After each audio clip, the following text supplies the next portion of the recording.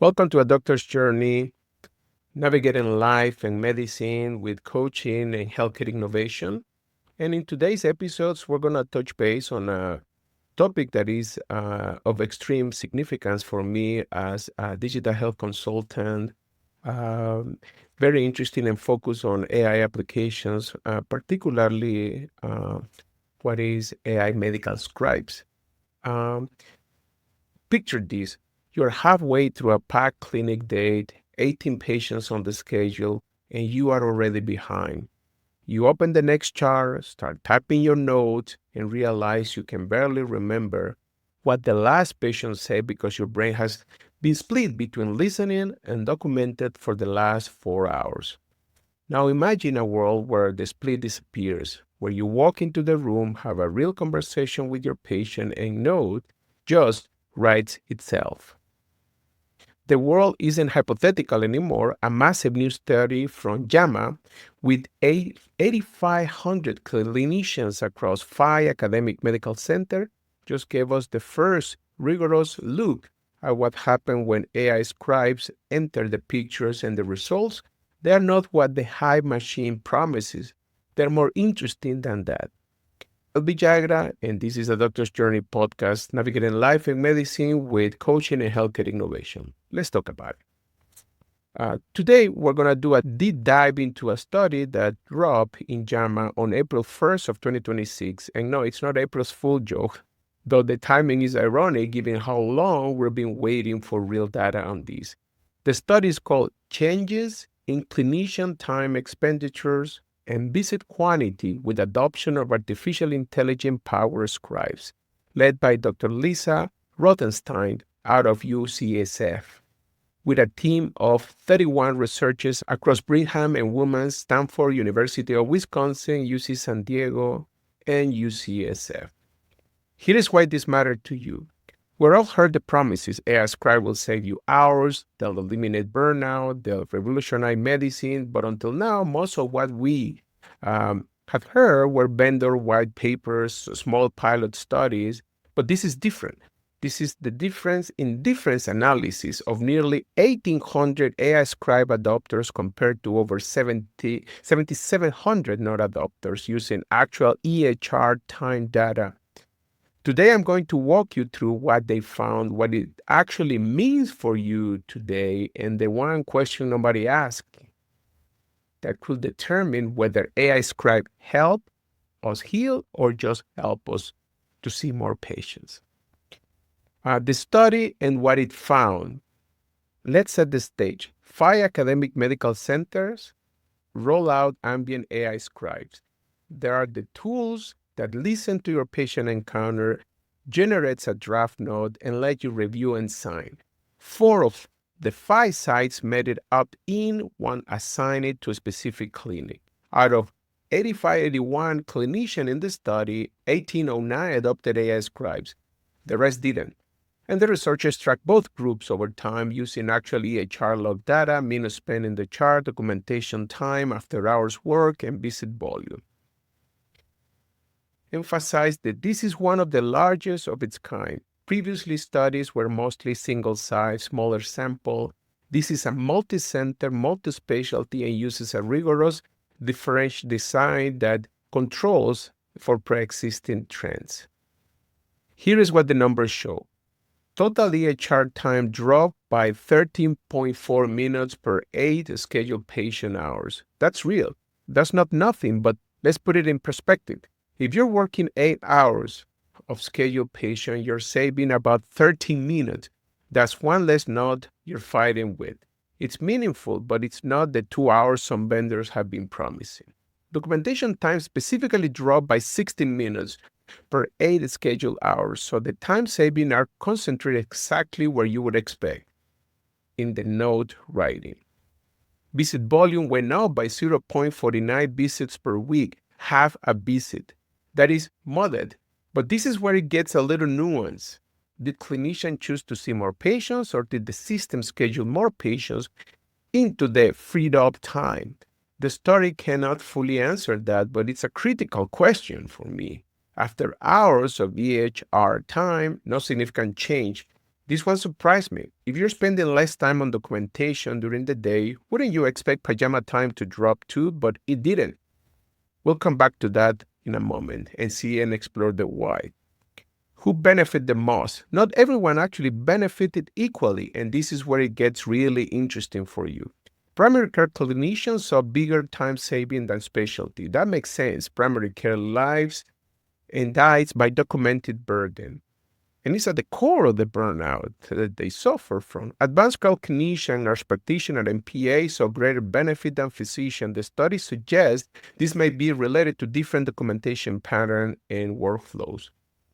Female clinicians benefit more than male clinicians. The authors note this may reflect baseline difference in documented burden. Previous research has shown female physicians spend more time on documentation per visit. Clinicians who use AI Scribe for 50% or more of their visits saw the biggest gain. Occasional use did not move the needle at all. This is key teaching moment. Technology adoption isn't binary. The dose matter. Using AI Scribe once a week is like going to the gym once a month. Consistently is where the return of investment lives. What does this really mean for you? The gap between promise and reality. Let me be candid with you. If you've been watching AI Scribe demos and thinking this is going to give me my life back, I've been there myself. This study is a reality check, not a cold shower, but needs calibration. 13 minutes of time saving per 8 hours is helpful, it's not transformative. And the fact that after hours charting did not budge tells me something important. The documentation burden isn't just about the mechanics of typing, it's about the cognitive load of medicine itself. The AI can draft your note, but you still have to review it, edit it, make sure it's accurate, make sure the assessment and the plan actually reflect your clinical thinking. I believe that this piece is crucial, and the opportunity to tailor, curate, customize instructions, and have better output by testing and trying will build more that trust in the output and require less time consuming the task of editing itself. What the AI Scribe removes is the transcription tags.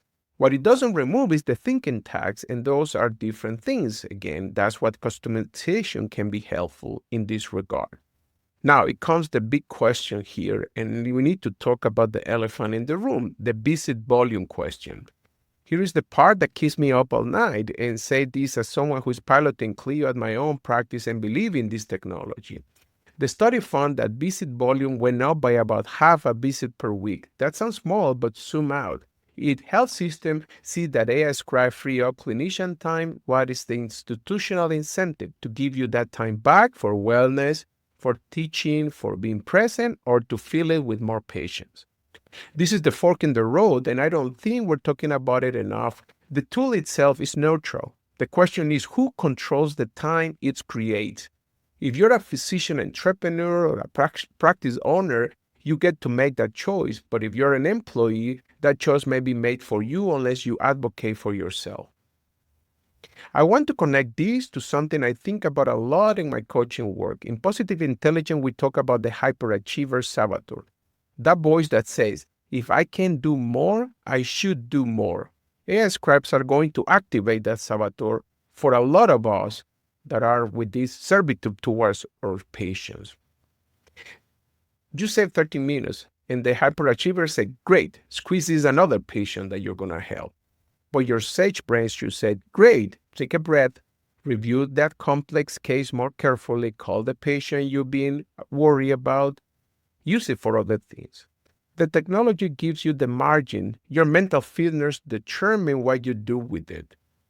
This is the unique A Doctor's Journey angle, connecting clinical technology to inner work. No other podcast is making this bridge. If you're considering an AI scribe, based on this study, here is what I tell a colleague. Try it, but commit to it. The data show benefits scale with consistent use. The data shows that the benefits are coming with scaling and consistent use. 50% or more. Give it a real 30-day trial with consistent use, and then you can evaluate. Set up your own intention for the time saved before you even adopt. Decide. What will you do with 13 extra minutes per 8 hours? Write it down. Tell someone, because if you don't decide, your schedule will decide it for you. You might want to take a nature walk, do some reflection, catch up with stuff that you've been procrastinated to plan. Track your own data. The study uses population level average. Your experience might be better or worse. Keep a simple log for your first month. How much time are you actually saving? How does clinic feel different? Advocate for guardrails. If you're an employee, physician, or healthcare provider, talk to your medical director about what happened with recaptured time. Push for it to go towards quality, not just quantity. This study is a snapshot for a technology that's evolving fast. The AI Scribe of 2027 will be different from the ones studied here, but the pattern will repeat. New technology creates efficiency, and the fight is always over who captured that efficiency. We've seen this before. EHR were supposed to make medicine better. Instead, we got a documentation machine that burned out a generation of physicians. The technology wasn't the problem. The implementation was. The incentive structure. AI Scribe give us a second chance. Let's not waste it by repeating the same mistake. Letting efficiency gains get absorbed by volume pressure instead of channeling them toward the kind of medicine we all went to medical school to practice. Here is what I want you to take away today. AI Scribe work, the data is real, but 13 minutes of time saving is a seed, not a harvest. What grows from it depends entirely on the intention we set, on the boundaries we protect. If this episode resonated with you, I would love to hear about it. Drop a message on my LinkedIn account or leave a review wherever you're listening. And if you're navigating a career transition, battling burnout, or building something new, check out adoctorsjourney.com. That's where the deeper work happens, and you will find amazing resources. Take care of yourself because nobody else is going to do it for you. This is A Doctor's Journey, navigating medicine with coaching and healthcare innovation.